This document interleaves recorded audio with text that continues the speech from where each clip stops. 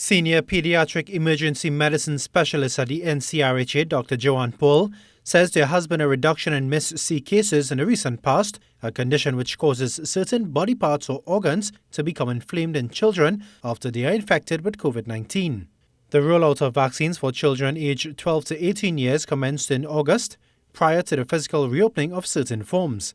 Dr. Paul said there have been a total of 65 Miss-C cases reported since the pandemic began in 2020. But shortly after vaccinating that age group in mid-August, this country has seen no reported cases of Miss-C.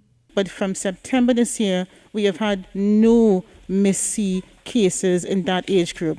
So with the vaccination has actually stopped the Miss-C cases in that age group, 12 to 17 years old. Dr. Paul said the majority of children that have been infected have been traced to the household. For sure, we've seen most of the contacts being at home, for sure, in terms of having families. So usually it's families who come forth, being entire families who are coming to be ill. So usually the parents will be ill first, then we test the children and they have COVID-19.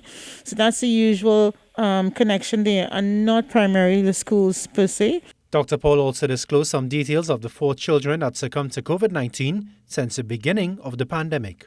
Out of the 4 who died, 2 were 7 years old, and 1 was 13, 1 was 15, and all the ones who were over 12 were unvaccinated. Dr. Paul, though, says all 4 children had separate pre-existing medical conditions that made them vulnerable to COVID-19.